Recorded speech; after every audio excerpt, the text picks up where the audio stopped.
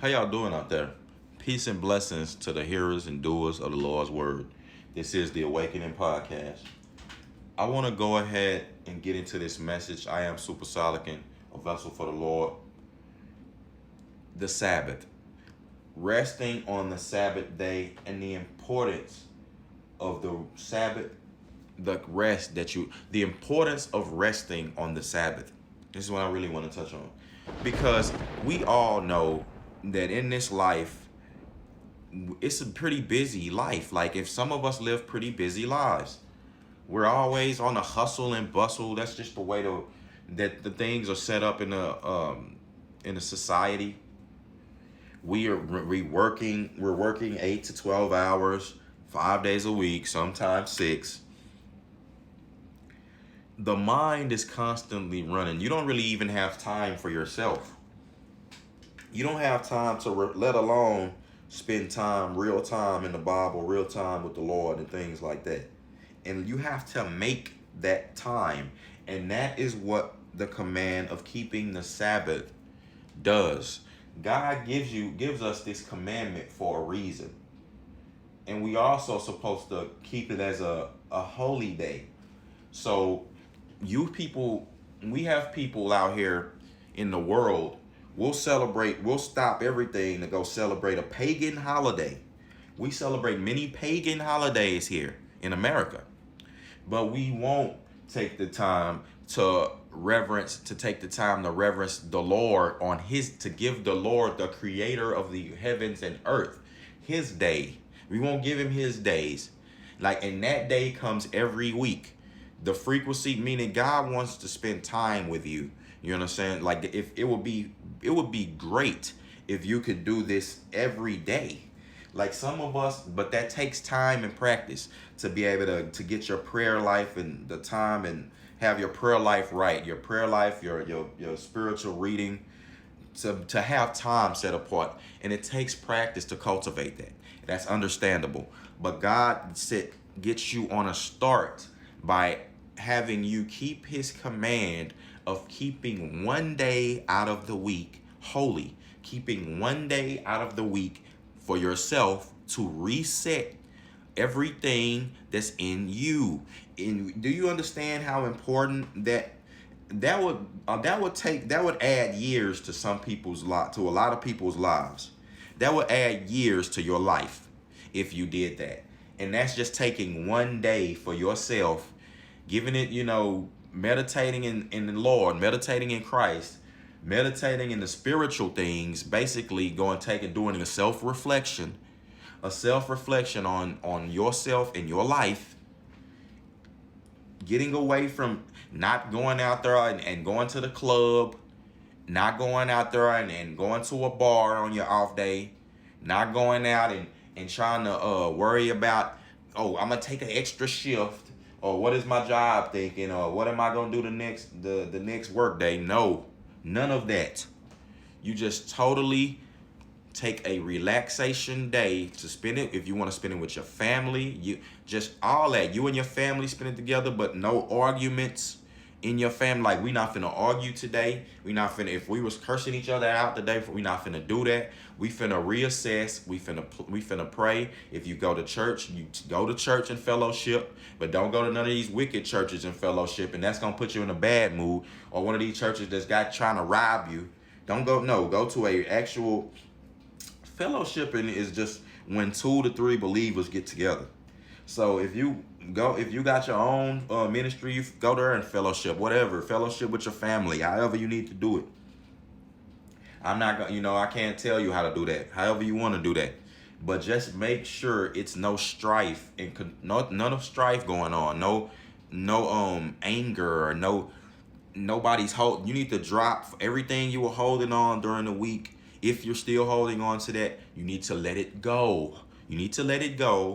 Revamp, let all of that anger and hatred and misery go, and then reset for the next week, for Monday. And you will reset, and you will find that if you practice doing that, and if you actually keep the Sabbath day, don't no work, you actually keep the Lord's Sabbath, and you take that as a time of reflection and meditation in his word and reflection for yourself, you will find, man, that when you come back the next week, you will always be rejuvenated. You won't have to call in because you know you're stressed and you don't even know why. You don't even know what's going on. You never take the time to you never take the time to rest and establish that for yourself. Like, establish a safe zone to where you can recharge your battery. You don't even do it when you go to sleep at night. During the week, you're still thinking about work. During the week, you're still concerned about what your boss said, what project you had, you know, even so you can't, so at nighttime, you're concerned with that. You can't you're tossing and turning, you're stressed, you can't really relax, you can't get a good night's sleep, you're constantly concerned with that. And you don't, and if you don't have a good prayer life, a good spiritual prayer life, God, you can't like, see, those of us, like I said, who've honed our prayer life and the skill of that, and who are just on a different level with this when it comes to our spiritual journey, we can reset within 30 minutes. You know what I'm saying? Like, we can reset within the hour. Like, it don't have to be a day. It don't have to, go to sleep. No, we can reset within an hour. You pick up the Bible, you meditate, you talk to God, counsel with him. You counsel with God. God will God will send you the comforter. You understand? I always put God in the midst. I'm learning that in my life. Like, if it's a conflict, I always put God in the middle, bro. Like, you have to do that. If you do that, you'll find that you'll come out of these victorious in all of these conflicts, and also you'll find that you'll take away that spirit of stress and anxiety that comes over all of us sometimes. Like I said, just in this life, you're moving so fast. Pop, pop, pop. Everything is this, dude. You got to do this. Then bills are due. Then now you got to worry about your kids. Everything is firing. All of, like it's supposed to. Like, everything in your body, your senses is firing. But now you never turn off those triggers. Like, those things are just firing. And now they constantly firing. They don't stop. And some people y'all need to stop taking all of these pills, stop taking these drugs, and stop drinking all this alcohol, and because you're messing up your frequency. Like, not only is your flesh, do you have your flesh, you have an electrical you have a bioelectrical mechanism going on within your body.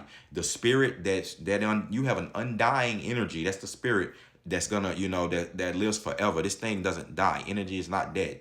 So you have these electrical things firing off that you need it to be powered the right way. That's why I say you have to get your spirit right. If your spirit isn't powered the correct way, it isn't operating the correct way, then your body is gonna start manifesting illnesses. That's just how it's gonna happen. You're gonna start manifesting physical illnesses.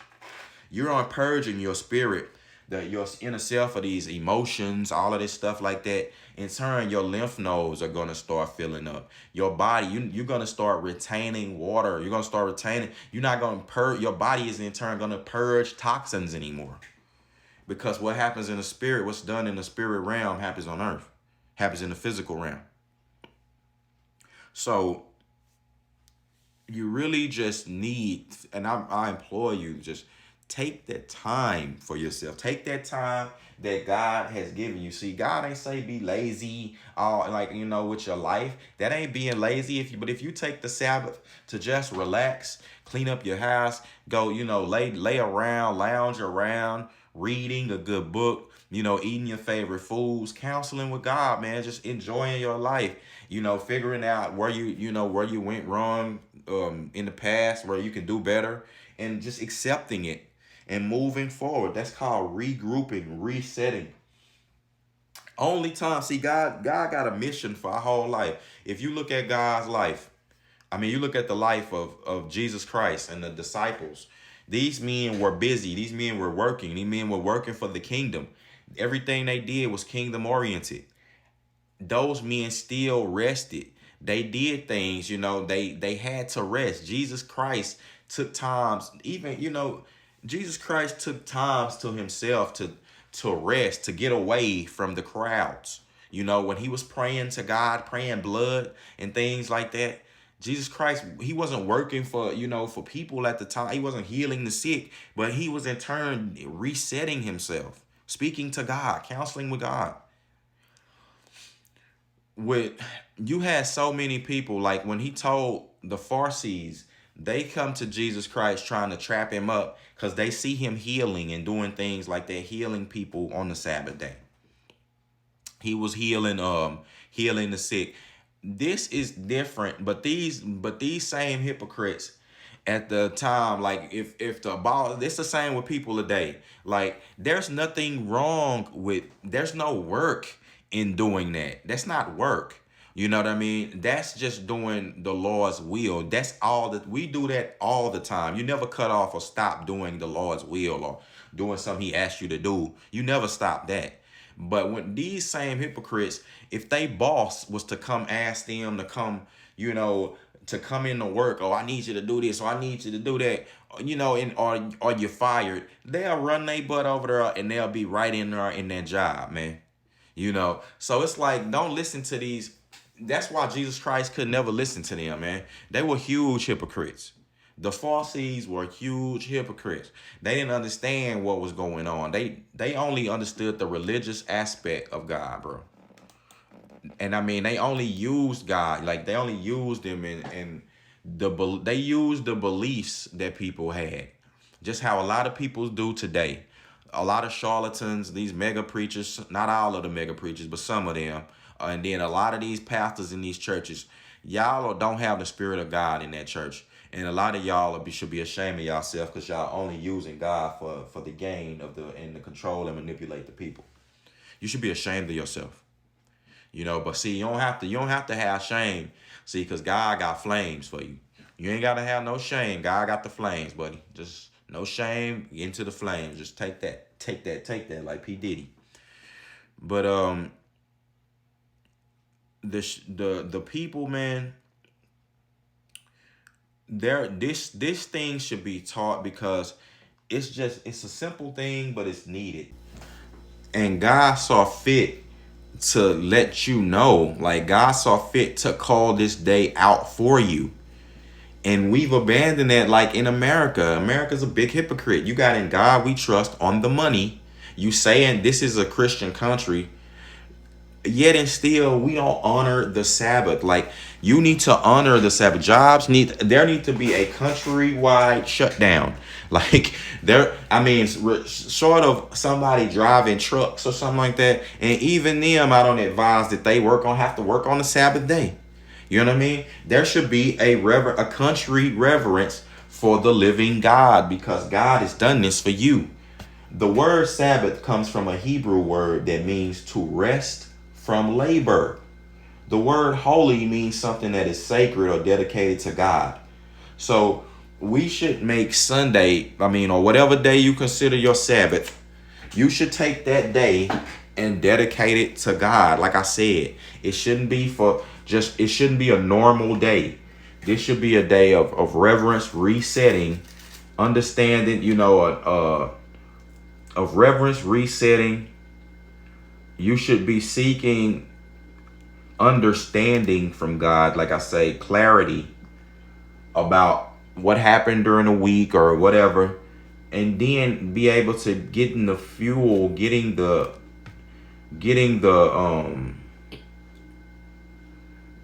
basically the fuel, the strength. God will give you the strength and counsel and reset the strength to be able to go into the next week, and you'll be on a reset. You won't be coming see some people who don't honor the Sabbath, or just you go take your problems from the last week. You may have got 30% of it out. Now you operating at a 70%, and you go into the next week. You only was able to dump out 20% of your problems at that point. Now you operating on a 60% capacity again. You know what I mean? Because you only have 100% to use. So now you coming back on the next week, and then just 4 weeks down the line, you don't have nothing. You don't have nothing left. You never reset. You don't have nothing left. Now you got to go into the hospital. Now you got to go get a shots, and now you got to go get surgeries. You manifested all these illnesses. Now you stressed. Now you high level of stress. Like I talk to people now, y'all, you so stressed, you gotta go in the bathroom and regroup yourself. You having panic attacks. Dog, stop all that. You need to regroup with the Lord. He told you, just take your rest day, man. Take your rest day and keep it holy. Which I mean is don't go from one stress level to another. Now you at the high. Yeah, you took off from your job. You okay, you honoring the Sabbath, you trying to take your rest, but you ain't keeping it holy. Now you over here arguing with your husband, you arguing with your wife or your baby mama. Nah, you tell your wife or your husband that this is the Sabbath. You establish that on this day we not gonna fight. We gonna try to just counsel with God and figure out and let him discern and decide who's right, who wrong, how we need to move forward, how we need to move moving forward. That's how that works.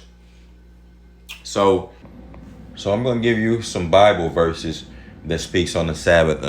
This is thus saith the Lord. This is Ezekiel chapter 20, verse 19 through 20. I am the Lord your God. Follow my decrees and be careful to keep my laws. Keep my Sabbaths holy, that they may be a sign between us. Then you will know I am the Lord your God. Sounds like God's pretty serious about that. Sounds like says that this should be a sign. Like he uses that as a sign between you two.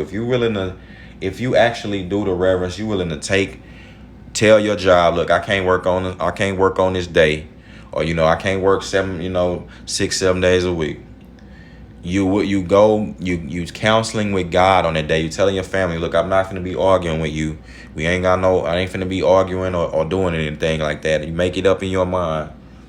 That is a sign to God, and you spend time with him on that day. That's why you start to get in the heavenly realm. And there's power there. God will reset your mind and your body.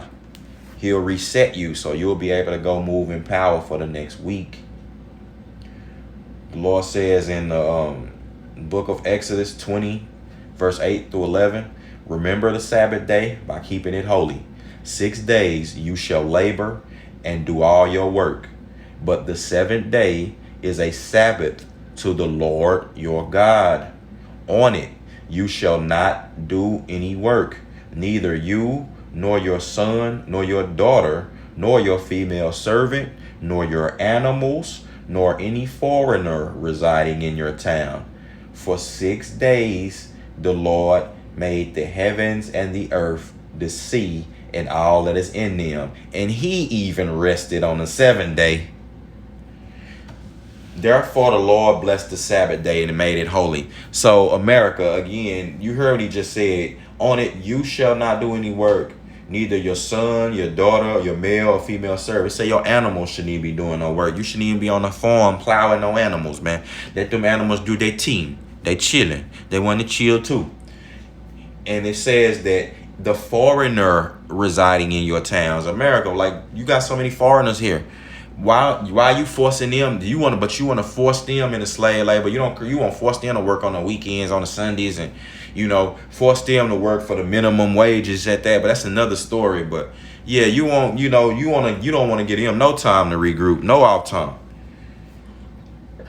No, it's saying that every day during the week, a person is supposed to take the time to not do anything, to not do any work, and regroup and reset themselves. This is thus saith the Lord. And God is doing everything he says is for a reason. So with that being said, this is the Awakening Podcast. Rest on the Sabbath. The Sabbath is a day of rest, okay? That's what it's for. Sabbath is a day of rest. It's not to be I'm gonna work on even if you got a side business, it's not for that. The Sabbath is just a day of rest for the Lord. With that being said, it's the Awakening Podcast. I'm Super Solican. You have a great day. Peace and blessings to those who are hearers and doers of the Lord's word.